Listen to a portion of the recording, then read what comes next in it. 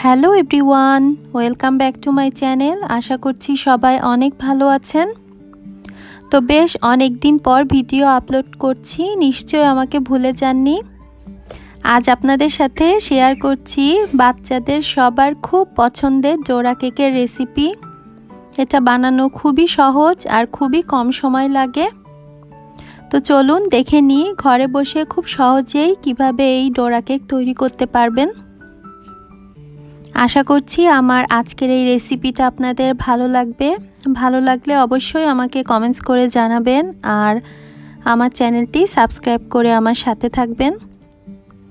তো ডোরা কেক তৈরি করার জন্য এখানে আমি নিয়েছি 2টা ডিম, তারপর দিয়ে দিচ্ছি 2 টেবিল চামচ চিনি, তারপর দিয়ে দেব এখানে হাফ চা চামচের মতো ভ্যানিলা এসেন্স।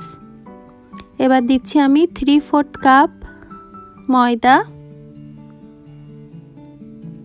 আর সবশেষে এখানে দিয়ে দেব আমি হাফ চা চামচের মতো বেকিং পাউডার। এবার আমি একটা হ্যান্ড উইক্সের সাহায্যে সব কিছু খুব ভালো করে মিশিয়ে নেব। এই কাজটা আপনারা ইলেকট্রিক বেটার দিয়েও করতে পারেন, তবে হ্যান্ড উইক্স দিয়ে করলেও কোনো সমস্যা নেই। তো খুব ভালো করে 2-3 মিনিট ধরে এটাকে ফেটে নিতে হবে।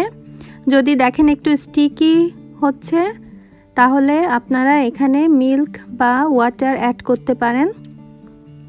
তো আমার ডোটা একটু স্টিকি লাগছে আর একটু পাতলা করতে হবে, এজন্য আমি এখানে এবার দিয়ে দেব 2 চা চামচের মতো জল বা দুধ, যে কোনো একটা দিলে হবে।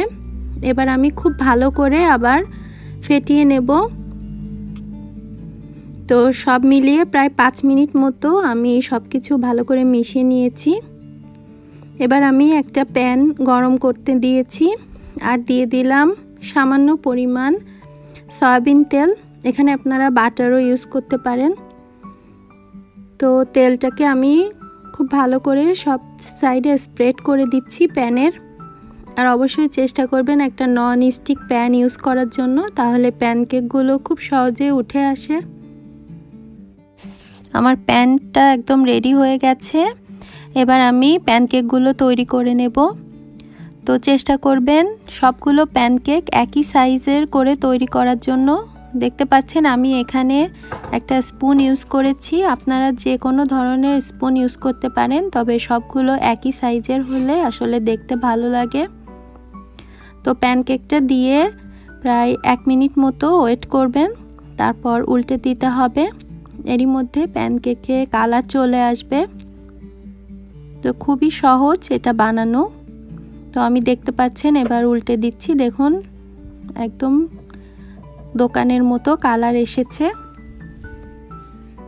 তো এভাবে করে একে একে আমি সবগুলো প্যানকেক তৈরি করে নেব। আর প্যানকেকগুলো কিন্তু হতে 1 মিনিটের মতোই টাইম লাগে। তো দেখতে পাচ্ছেন এই যে, তো এভাবে আমি সবগুলো প্যানকেক তৈরি করে নিচ্ছি।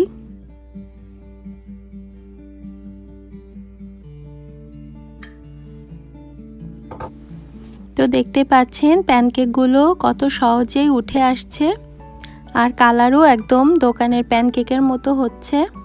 আর খেতে কিন্তু বাসার প্যানকেকগুলো বেশি মজা লাগে আর একদমই স্বাস্থ্যসম্মত। এভাবে করে কিন্তু আপনারা বাচ্চাদের টিফিনে ঝটপট তৈরি করে দিতে পারেন।